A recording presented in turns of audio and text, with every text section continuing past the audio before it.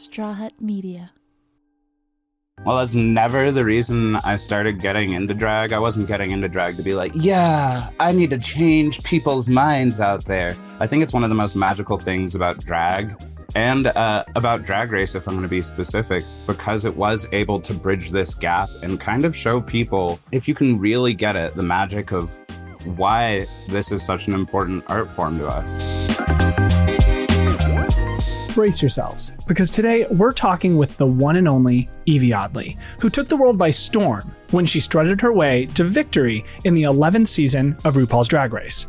Her unique style and boundary-pushing performances earned her a spot as one of the most influential drag queens, as recognized by New York Magazine in June 2019. In today's episode, we're diving into the wonderfully weird world of Yvie Oddly, whose unconventional and unique drag persona has been described as the oddest drag queen in history. We'll talk about how winning RuPaul's Drag Race has transformed her life and catapulted her career to new heights.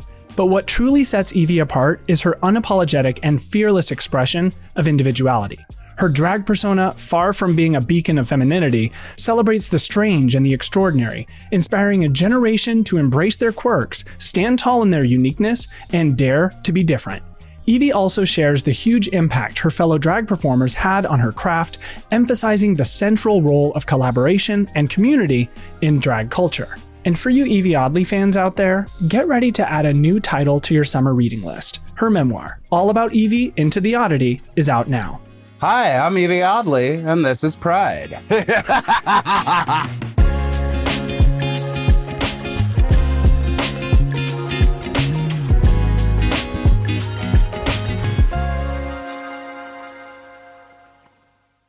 First, do you mind introducing yourself? Beyond just your name. Beyond my name, well, crap, there's not a whole lot else I know about me.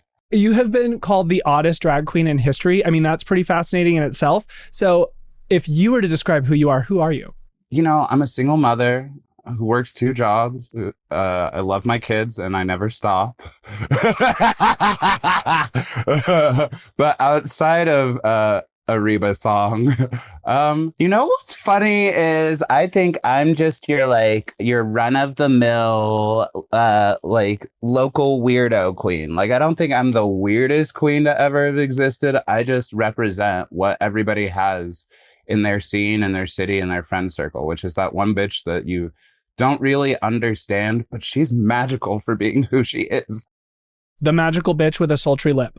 You know, and outside of that, I'm an artist. That's literally my whole identity. It has been since I was a teenager, and my mutant powers didn't form, you know. I'm still waiting for mine so I can flip a bus over as I'm walking down the street. I would take a lame power at this point. I will take the power to fold my skin in 3 or something. I don't know, but give me something. Lame power. I'm still thinking I'll take Jubilee's firework power or something. I don't want to go that lame, but I get it. That was always the weirdest thing for me. Yeah, I'm an X-Men defender of Earth. My power is giving you a discount on 4th of July. Exactly. Yeah, I don't want that power. So what inspired you to develop your signature style, and how do you feel like it reflects your personality and really your vision? My signature style was my signature style before I decided to even develop it. Honestly, I had to develop the idea of how to package myself as a brand or as an entity, as an entertainer, long after I developed my style. I came out of the womb fabulous. The thing is, it took some years to realize that I had that fabulousness in me. I feel like what really changed for me was this one day in high school where I decided to wear all black. And I was like, yeah, wow. And I felt different that day. And different people talked to me, the emo kids, finally were talking to me. And they're like, yeah, what's your favorite band to cry to? And that's when I realized that I'm going to have way more fun taking radical expression than I am with anything else. And drag really just helped me centralize that, because I was already dressing crazy, already getting write-ups in school for breaking all the dress codes.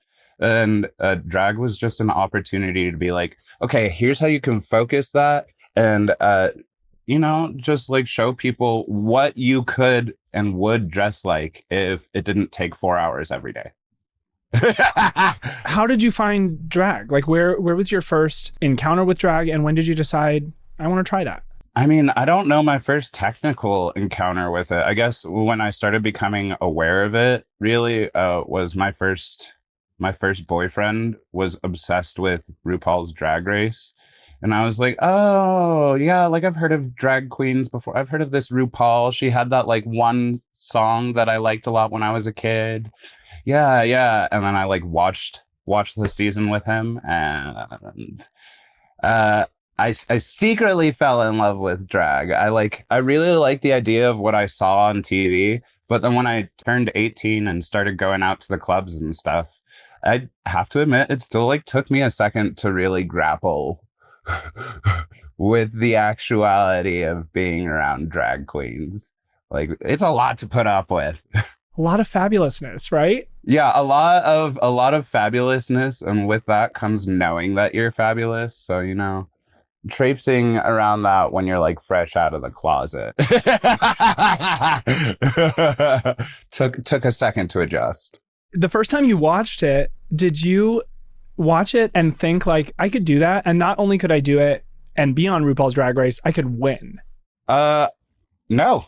No, I just thought it was an entertaining TV show. I was like, wow, they're really cool. I love what they're doing. This is like all of these other reality TV shows I already watch and love all rolled into one. Honestly, it wasn't until I saw Sharon Needles that I was like, should I be doing drag? Because for me, she was the first person I saw whose emphasis was so drastically different from just like female impersonation. I guess since Nina Flowers is my OG, but but when I saw Sharon Needles, I was like, oh wow, she is not at all trying to be a beautiful woman. And I think that's where my drag was born out of, was realizing that like I did want to express this femininity, but it wasn't out of ever feeling like I was like obviously that's developed because I'm just so fucking sexy now in and out of drag. So for all the different types of performance, I guess, genres that there's lots of avenues if you're a singer or an actor or you do theater to kind of find your place, and there's lots of platforms that can build you a career. But with drag, RuPaul's Drag Race is really the pinnacle of drag in terms of getting you out there and making you famous overnight for a lot of drag queens. How has your life changed since not only being on the show, but winning? And what kind of an impact do you feel like it had as a platform for your career and even how you perform? Damn, that's like a lot of hard-hitting shit. Okay. You've got it. You can do this. I can do this. I believe. Well, I mean, let me start with the easy stuff. It changed my life in every single way, because all of my dreams came true. Like all that I was working for. It's so rare in life that like something you put that much energy into and that much passion into works out for you. And that's how every step of Drag Race felt. Like getting on in the first place, winning, and then getting to go out in the world and like experience the fans, the queens, the people, like what this new life is like. I would be a fool to think that there's a single thing about my life it hasn't changed, other than my kind, sweet heart, my benevolent soul. Well, that's part one. What's part two again? That was a deep question. Okay, I gotta take it in chunks. It was a deep question. Do you feel like you would be where you are with drag in terms of how you perform, the performer that you are without RuPaul's Drag Race? Specifically right now with what I'm doing in my drag, yeah, I feel like I'd be expressing myself in a lot of the same ways. I'd be doing the same thing, but it's been a journey to get to this point because I had to sacrifice and change so much about what I was expressing and how I wanted to get my points out to the world just to get on the show. You know, there was a certain amount of sacrifice that comes with everything.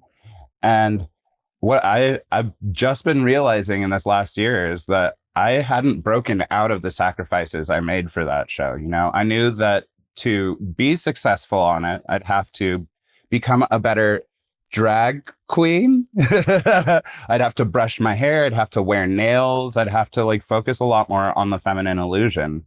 And uh, it just occurred to me that right before I got on, that was the exact opposite of what I was doing with my drag. I was playing around with this gender queerness. I was gluing things onto my face and walking into the club. And so, you know, I've finally gotten back to that point. Long roundabout answer is yes, I would be where I'm at. No, I don't think it would be as rich as if I didn't have to give it up for something that was so important to me. And right now, I'm just trying to show people the me I am in between the scenes on the show and the me I was before I ever got a call.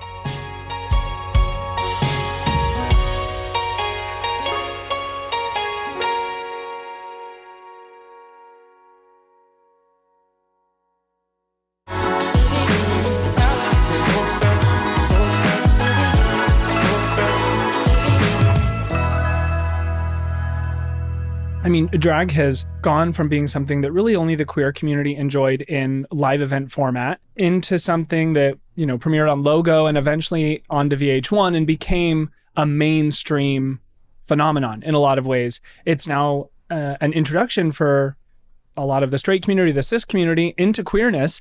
And not only that, they really love it. Like I have a little cousin who goes to NAU who loves Drag Race, and she's straight and all of her friends love Drag Race. Do you see your drag persona in particular, especially with winning, contributing to the ongoing fight for LGBTQ rights and for queer visibility, especially beyond just LGBTQ people? I'm sure you have a lot of straight fans. I mean, I definitely do. While that's never the reason I started getting into drag, I wasn't getting into drag to be like, yeah, I need to change people's minds out there. I think it's one of the most magical things about drag and about Drag Race, if I'm going to be specific, because it was able to bridge this gap and kind of show people if you can really get it, the magic of why this is such an important art form to us. And so I think specifically when I won, I was really helping to push the notion once again of what a drag queen can be and is. And you know I have a million straight fans. One of the biggest things I get in meet and greets is people telling me how much their boyfriend, like women telling me how much their boyfriend loves me. Like, yeah, you're his favorite drag queen because you're different. You're kind of gross. You're kind of dark and spooky. It reminds him of rock and roll. So I'm the straight man's drag queen. Sorry, Maddie Morphosis. I could definitely see that. It's giving that energy for sure. You incorporate a lot of elements into your performances with activism and social commentary. Could you talk a little bit about the role of activism in your drag artistry and how you use your platform and your performances to address important issues in a very exciting, colorful way? I've never been focused on activism. I haven't. I know how hardcore it is to say it like that. I've been focused on trying to live my life in a good way and try to inspire the people around me and in my life to also be exploring more, doing better, and trying to just be a general better person to everyone you can encounter and be more empathetic. And so as an artist, it bleeds out. It bleeds out. Like sometimes my art is silly and goofy and like, oh, look, I farted. But most of the time, even in between the fart jokes, it's there to speak about what I'm feeling, what I'm doing, how I'm perceiving, and the world we're walking in. And that's my favorite part about being an artist. So I've never been focused on activism, on shouting, you know, the loud part.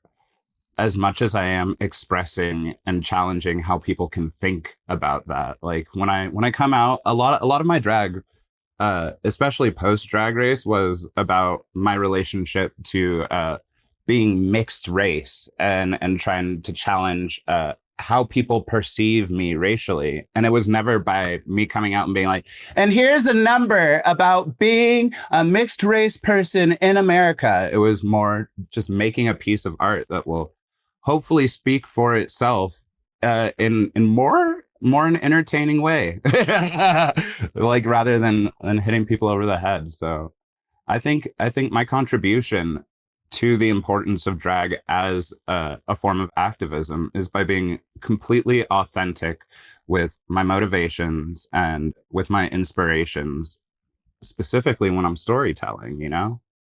Yeah, absolutely. I mean, I feel like your storytelling has really, obviously, because now you have such a huge platform, but your journey on Drag Race, it really showcased that you're very creative and that you're fearless and that you're not afraid to push boundaries. And those are things that I feel like, especially in drag, it does feel like there's a mold that you have to fit if you want to be on Drag Race. And there are lots of drag queens that are changing that. I think of like S-Titties did, I think, a great job of kind of changing the trajectory of what it means to have, what you have to be on the show. What kind of advice would you have for an aspiring drag queen or a performer who might feel pressured to, like you said, really lean into the feminine illusion as opposed to what may be true to their own drag artistry? I mean, I think it just depends on what you want to get out of that experience. If you want to purely express something that is just for you and you're really not hoping to get anything beyond that expression out, like, girl, don't pay attention to feminine illusion, masculine, don't pay attention to any, do what feels good. But I think if you have goals and you want to like move your art somewhere, there is always going to be this question of how much of yourself are you giving over to other people. And my biggest piece of advice has always been give people like 49% of what they want to see from you. So meet people halfway and give them what they want to see, but always give them at least 51% of what you really want to be saying and what you really want to be doing. And if they don't like it, they can cut around it. So you don't have to necessarily adhere or conform to those standards as a queer person, but not only as a queer creator, it's a lot. I mean, even just from what people comment in the comments, right? When something goes viral, it reaches this group of people that you may not want it to, and you can be bombarded with a lot of negativity. How do you prioritize your self-care and your well-being while still maintaining your celebrity as a drag performer and, you know, kind of a LGBTQ icon in that way? For me, it's been a lot about unplugging. For somebody who could categorize themselves as like an influencer or creator or whatever, I do not influence or create nearly enough to make people happy sometimes. But that's because it's so important to me to like recharge my battery and be living in whatever I'm doing. That way, like when I am online, when I am like posting things, it's coming from a place where I actually want to be there instead of like, here is an ad. I did a photo. So there's a lot of pressure always, and I know it's important to utilize social media for the tool that it is, but you know, everyone's for a decade now loved to say go touch some grass, but literally go touch some fucking grass. It'll change your life.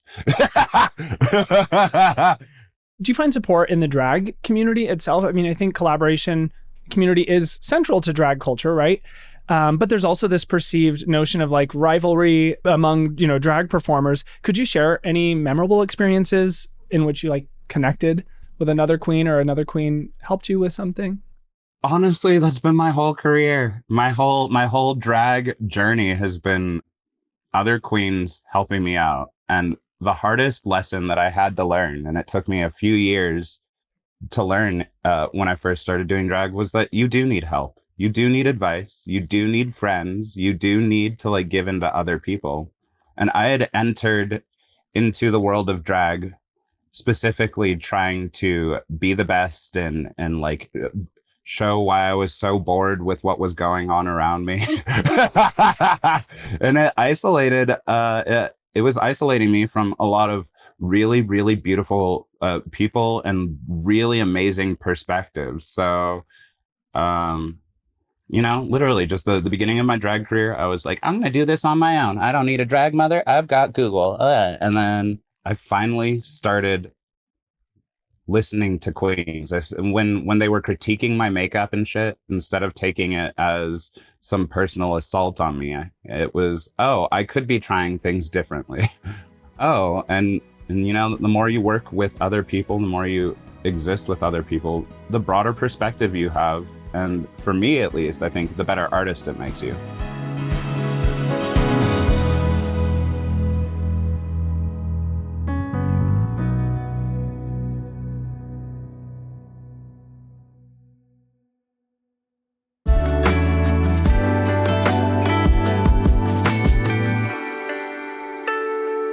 Do you feel like that part of your journey has crossed over at all into your fan base? Like when you do drag cons or meet and greets with fans, I would imagine a lot of young people gravitate towards you because you are so different. And a lot of people probably really connect with who you are as a person.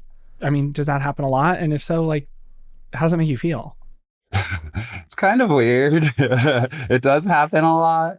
It's only weird because I grew up an older brother, like the eldest brother, so I've always felt like an innate sense of responsibility to take care of these like younger siblings already. And every time a fan, especially like a young fan, will come up and like say that they like really saw something, or I'm helping them in some way, or just even say they appreciate my drag, I feel like, oh shit, I just gained another little sister to take care of. I hope you're doing well. I hope you're eating, and I'm never going to respond to your texts because I love you. I'm sure you get a lot of that, a lot of texts, a lot of people looking up to you. Well, I mean, they're all going to be able to connect with you more with your memoir, which is coming out soon. So tell me about that.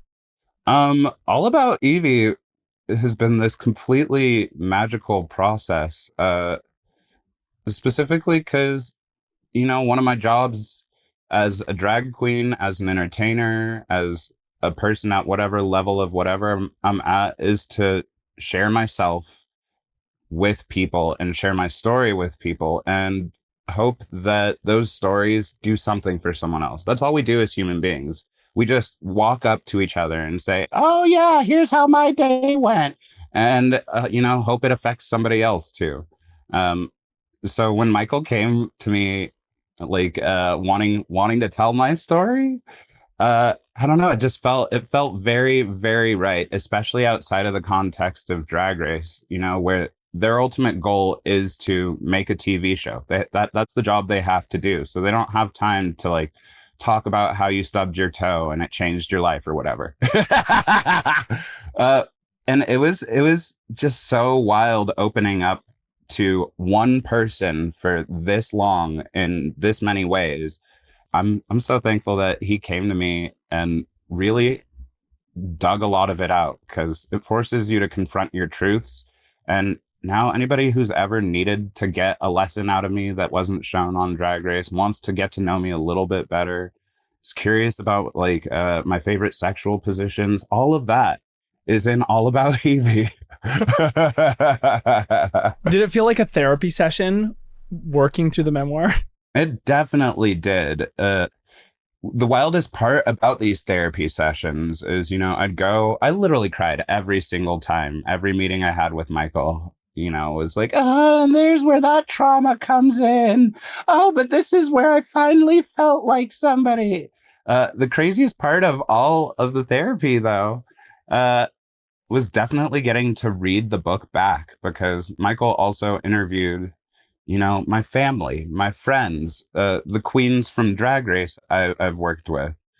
And that's not something that you can always get out of therapy, is getting to directly hear, what other people think, feel, know about you. I learned things about myself in this book that I never knew. And that is so wild. Literally, a book about you becomes like your educational resource for yourself. Yeah, being like, oh my gosh, I guess I do that. Oh, wow. That's where my name comes from. Wait, who's my real dad? Do you hope that readers, especially your young fans, kind of like when you're reading a self-help book, right? And there's like references to someone else's life and the things they went through, and you can really connect with it. And you're like, oh, that's me. I, connect with that. Do you think that's going to happen with your memoir? I'd like to think so. If it happened, off of any sort of time I opened up on Drag Race, then I have to believe that in this book there are going to be stories told that are going to be shocking to some people, that are going to be a little bit painful to digest, but can really help somebody to get what they need in that moment. And I'm not saying this book is like some self-help cure-all chicken soup for the drag lover, but that's my point as an artist, is the feeling behind anything. And there's so much feeling in this book that I know somebody out there is going to get exactly what they need, and hopefully will change, to take the power into their hands to change what they need to in their life. Or don't change. You're already perfect. Fuck it. Hey, a little change is good though. When does the book come out, and where will it be available? Well, the book comes out on June 19th, during Pride Month. You can buy it wherever you buy books. It'll be online. You can go to allaboutyvie.com to see all the different places and ways you could buy it. People keep asking about an audiobook. I am going to do that once I can get my Silky impersonation down. Hey, cookies. It's not there yet. Are you going to do a book tour, and are you going to be in drag for that book tour? I am. I've got a little book tour planned. I'm getting the details together. It looks like it's going to be starting around June and going through the summer.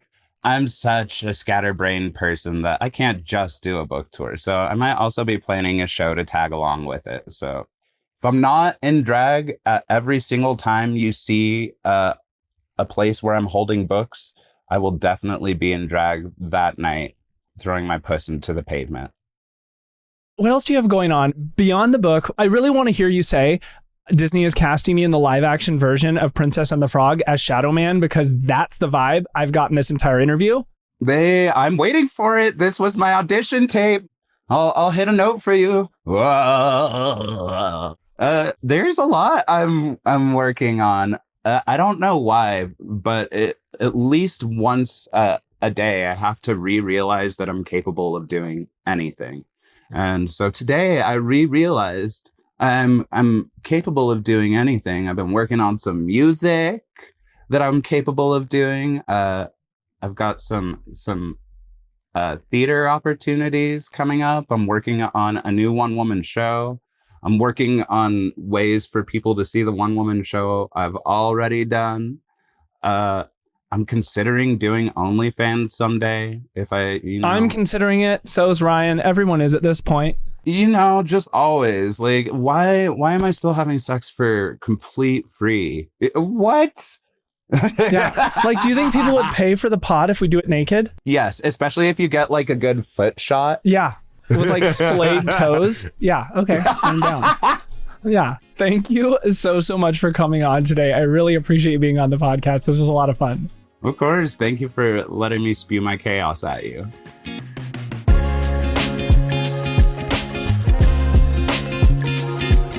Pride is a production of Straw Hut Media. If you like the show, please leave us a rating and a review on Apple Podcasts, Spotify, or wherever you listen to podcasts. Then, follow us on TikTok, Instagram, Facebook, the app formerly known as Twitter, and Snapchat @Pride, and tune in weekly for more episodes. Be sure to share this episode with your friends and subscribe for more stories from amazing queer people. If you'd like to connect with me, you can follow me everywhere @Levi Chambers. Pride is produced by me, Levi Chambers, Maggie Bowles, Ryan Tillotson, and Brandon Marlowe, and edited by Daniel Ferreira.